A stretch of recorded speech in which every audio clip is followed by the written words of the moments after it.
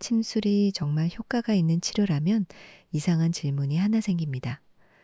왜 서양에서는 침술이 의학의 중심으로 발달하지 않았을까요? 효과가 확실했다면 유럽의 의사들도 미국의 병원들도 진작 바늘을 들고 있었어야 하는 것 아닐까요?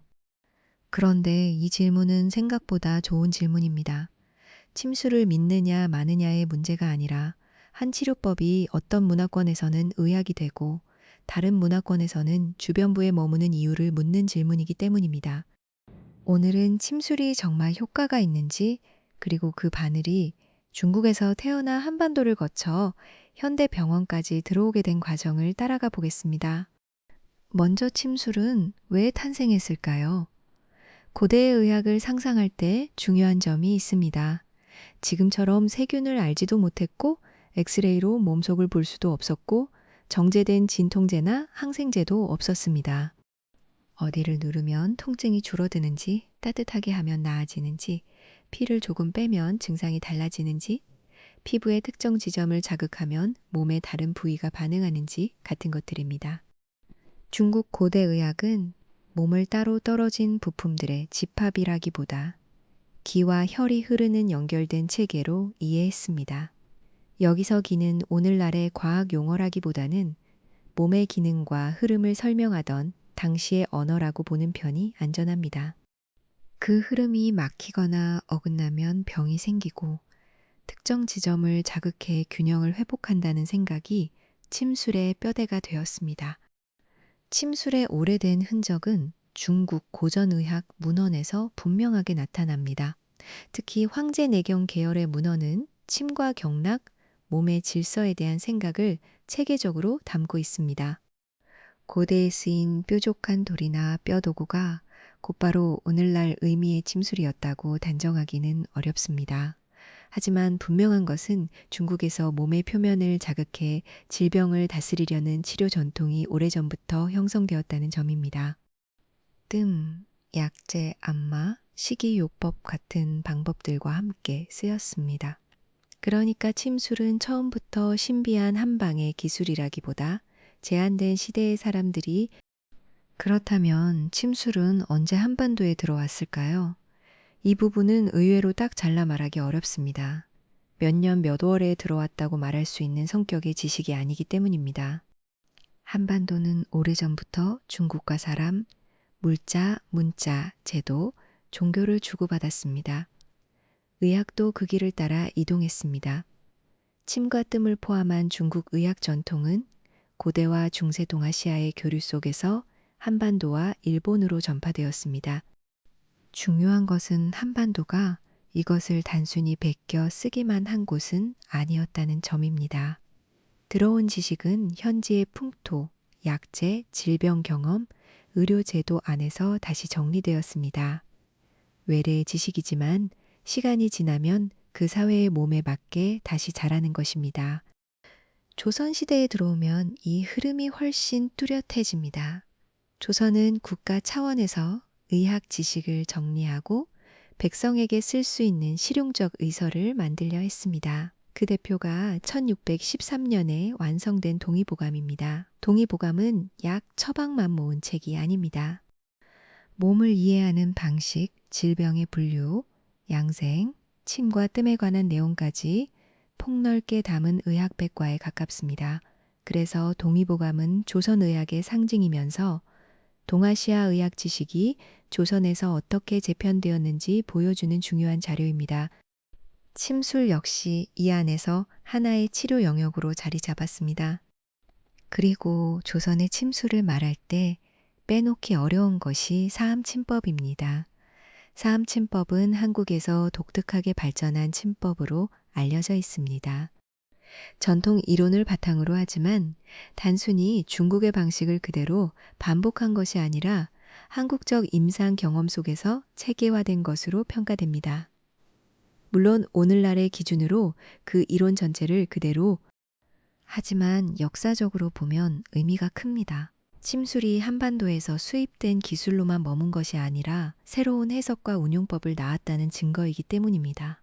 한마디로 침술은 중국에서 태어났지만 한반도에서는 조선의 언어와 경험을 입고 다시 자랐습니다. 이제 처음의 질문으로 돌아가 보겠습니다. 침술이 효과가 있었다면 왜 서양에서는 발달하지 않았을까? 먼저 바로잡을 점이 있습니다. 서양이 침술을 아예 몰랐던 것은 아닙니다. 유럽에는 적어도 16세기 무렵 침술 사용에 관한 기록이 있고 미국에서도 19세기 초에 침술로 통증을 다룬 보고가 나옵니다.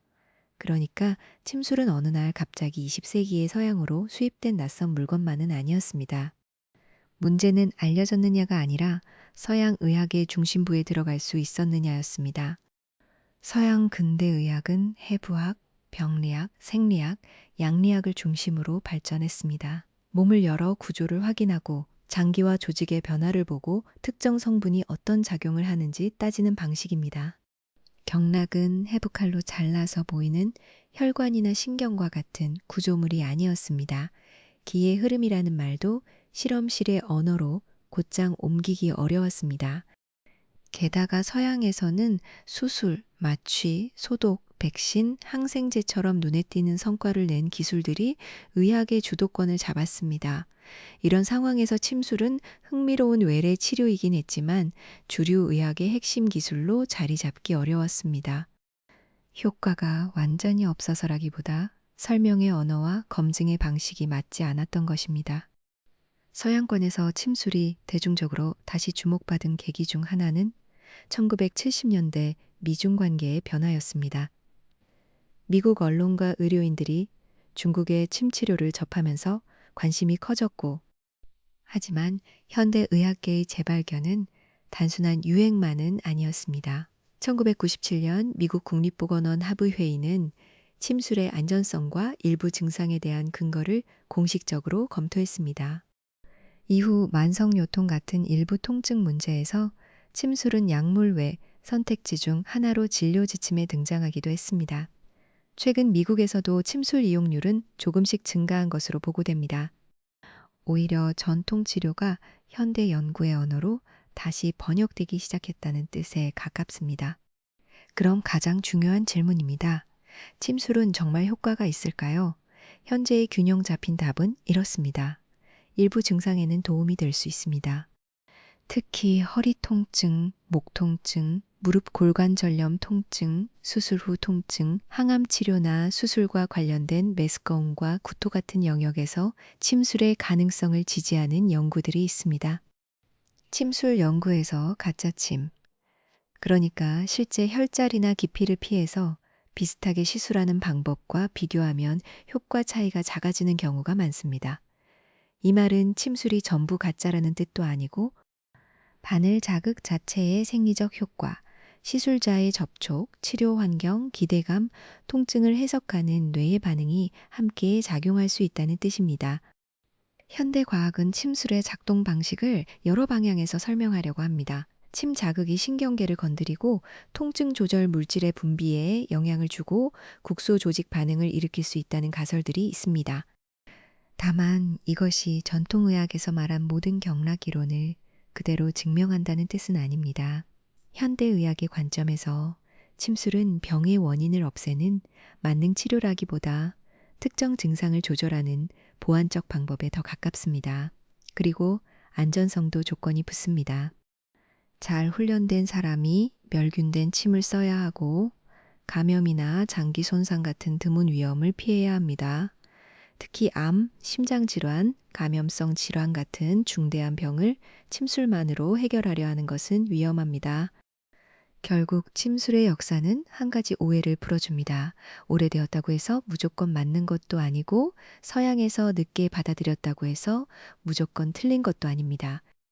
침술은 고대 중국의 몸 이해에서 태어나 한반도에서 조선의 경험으로 다듬어졌고 현대에는 통증과 증상 관리라는 제한된 영역에서 다시 평가받고 있습니다.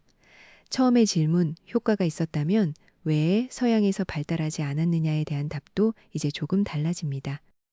침술이 전혀 효과가 없어서가 아니라 서양 의학이 인정할 수 있는 언어와 근거로 번역되는데 오랜 시간이 걸렸기 때문입니다. 침술은 기적의 바늘도 빈 껍데기의 미신도 아니라 오래된 경험이 현대의 검증 앞에서 자기 자리를 다시 찾아가는 치료법입니다.